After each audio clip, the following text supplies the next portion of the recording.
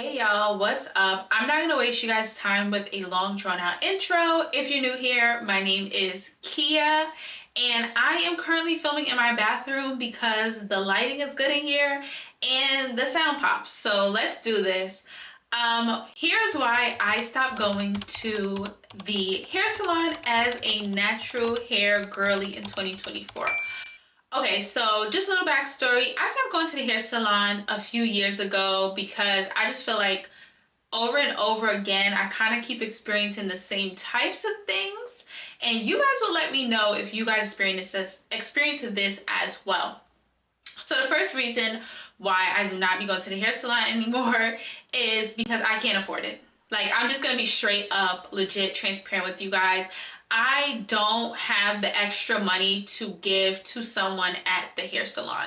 Now, I do understand that like prices go up, like inflation, everyone's trying to make a living, everything's super expensive. So I'm not knocking anyone's hustle at all. I'm just saying, me personally, I cannot afford it. Respectfully, I can't.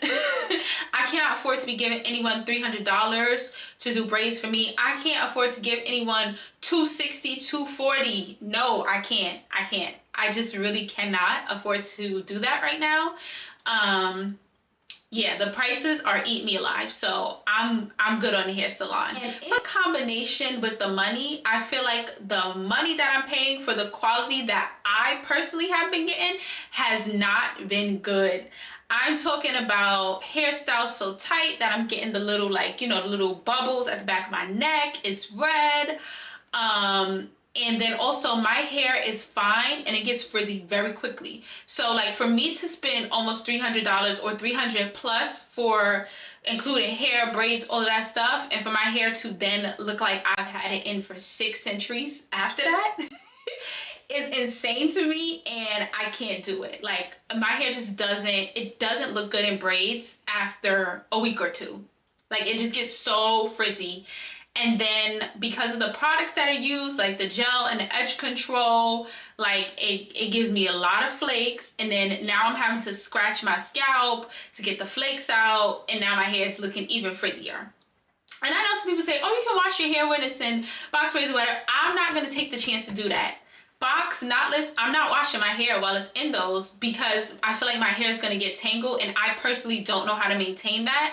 So yeah, I could do a little scalp refresh, which I have done, but other than that, it is a no for me. Another reason, and I don't know if this is again just me and where I've been going, but I stopped going to the hair salons too because I don't feel like my hair grows from those styles.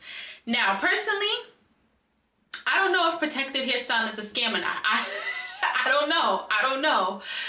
But for me, the braids and all of that, it doesn't cause growth for me. Like, or it's either that I'm just not retaining growth from those styles, because any and every time that I've gotten my hair done from a hair salon, my hair has broken out. My hair has shed, broken out, has immense split ends. And that's not to say that it wouldn't have those things on its own, or that anytime I do my hair, it looks great and perfect, because I'm not delusional. But listen, I can't. Like, I'm paying this style and I'm paying for the style and I'm under the impression that when I take it out, it's gonna give hang time. And it's it's giving plucked out, it's giving pulled out, and I just can't. I refuse to do that anymore. So yeah, it hasn't been working for me. Now, with things like wigs and stuff, I can't say that I've seen some growth over time, but like, especially with the glue down and stuff, the edges give Dante disappearing. So I just can't. I can't do it. I still love my wigs. Y'all know I do my headband wig. I do my V-part wig every once in a while, but like for the glue down wigs, I don't know. It just doesn't work for me. And if I'm getting a wig as a hairstyle, again, I'm purchasing the hair that's probably gonna cost me upwards of $300. And then it's gonna cost me $300 to get it installed as well. You know, some people are a little bit cheaper, but like that's now $500 to $600 I've spent on a wig when I could have just did my hair. And I understand, trust me, I understand, because sometimes my hair does not be cooperating with me, especially when I have some place to go and I'm like, okay, hair, this is really not the time for you to show out. But if you're asking me would I have rather saved money or have to tussle with my hair a little bit, baby, we tussling. We're finna tussle because I can't with the money that's being spent, and I feel like it's just going down the drain. Another reason why I stopped going to the hair salons as a natural in 2024, I just feel like people don't be prioritizing natural hair. Like sometimes, and this is not for everybody, but sometimes I feel like stylists be like combing through the hair with like these little tiny combs, or over blow drying for a simple style where my hair doesn't necessarily need to be bone straight. Like stuff like that is like, oh man, like I'm gonna be bored when I come out of this salon. Like just so I can have a nice style for maybe a week or two. Like nah, I can't do that. And the other thing is that I cannot be sitting for hours, and I feel like my time is just kind of being wasted.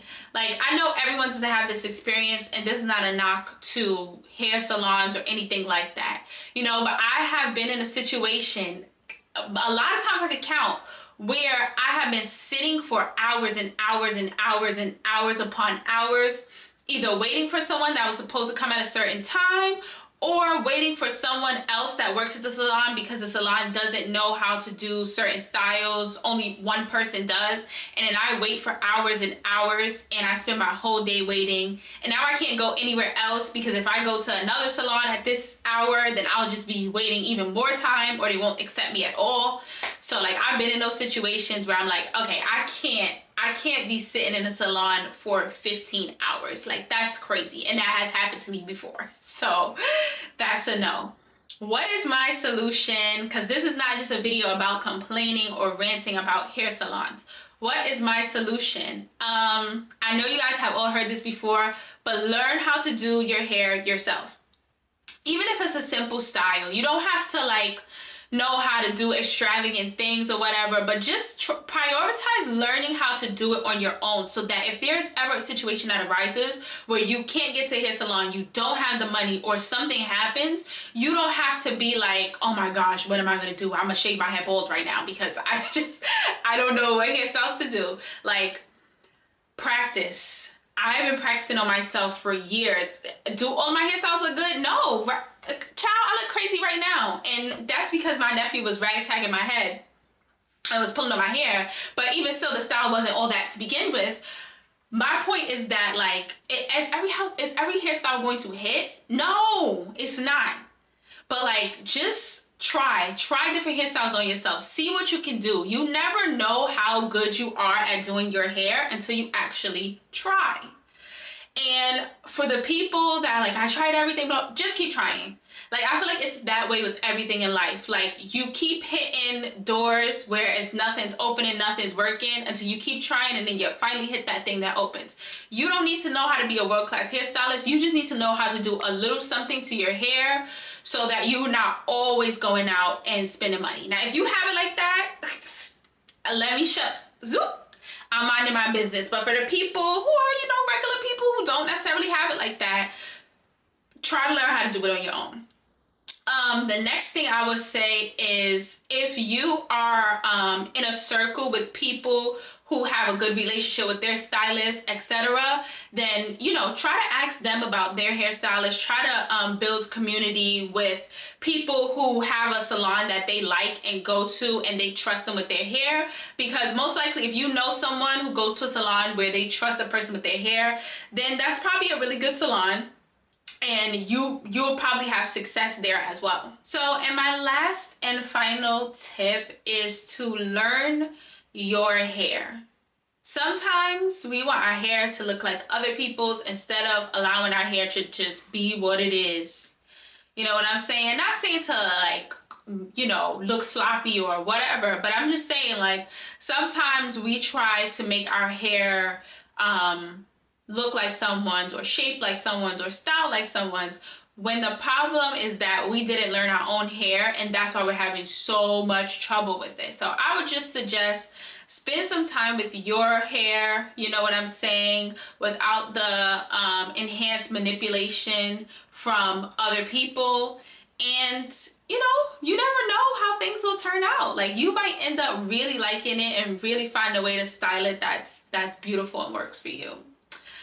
Am I saying salons are bad? No. Are salons needed and necessary? Yes. I'm just explaining to you guys the reasons why I stopped going in my experiences. And yeah, so drop your comments down below. Do you go to the hair salon anymore?